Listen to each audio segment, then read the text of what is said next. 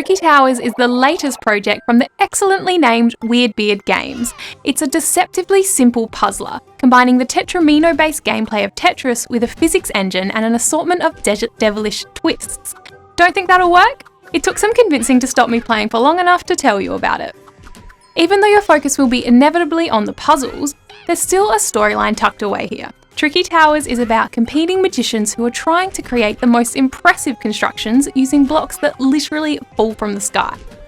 The game is wrapped up in an adorable cartoon art style with a sound scheme to match, twinkly, sparkly noises accompanying your every move, and exiting from a menu sounds like a tiny magician has broken wind. If you want to play by yourself, there are 2 single-player modes, an endless survival mode and a series of handcrafted trials. Endless mode is exactly what it sounds like. Blocks fall from the sky forever, and you must keep building and building until you can build no more. There's a leaderboard attached to this one, so you can see how well you stack up against the rest of the world, or just your friends if you'd like a smaller sample size.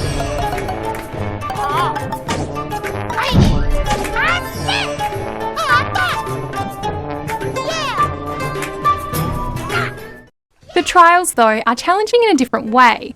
Stack blocks to a certain height within a time limit, build a tower using a certain number of blocks with no more than 3 falling off, or stack your blocks to fit below a certain height. The more of these trials you complete, the more difficult they become. It's not quite as simple as organising blocks as they tumble towards you, by the way. You're a magician after all, and you have some great spells at your disposal. Tangling vines can hold some blocks together. A magical outcropping provides a stable building spot where once there was thin air. One spell makes the next block immovable after landing on the tower, providing a stable spot to build a further or pinning the structure for additional stability. And while these are very useful in single player, it's in multiplayer where they're a really big help. Or hindrance, depending. The helpful spells are supplemented with less helpful ones, so you can wreak havoc on your opponents. Try tethering a balloon to another mage's block, making it much slower to drop. Create a floaty bubble around their last place block, causing it to begin to float away, potentially knocking others loose on the way. Multiplayer also comes in 2 different modes. Survival mode is a last man standing affair, and the trials we saw before are now somewhat more competitive.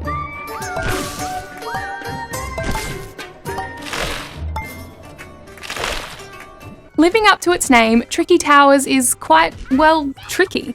The standard Tetris-like gameplay now has an impressive physics engine attached with varying difficulties.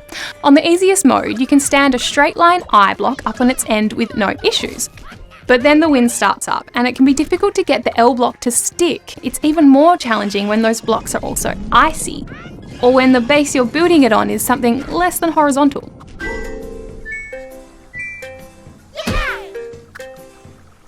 One particularly devilish modifier locks the orientation of the block, so the I blocks are vertical lines, or the T blocks are left in the less than helpful T position.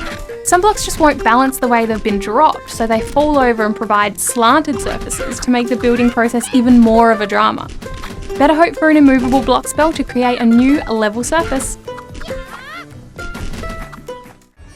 If that wasn't enough, sometimes the game will throw supersized versions of the blocks at you. Try balancing a triple large L block on the highest point of the tower, in a raging gale, on your last life. Tricky Towers is an enjoyable, different, modern take on an old gaming icon. And just like its predecessors, it can be demonically difficult. Half the time it feels like the game has beaten you, and half the time you admit it's really your own fault that everything went wrong. You're useless at this game, useless! But maybe you're not that useless. Maybe you'll do better this next time. Maybe the one after, or the one after that.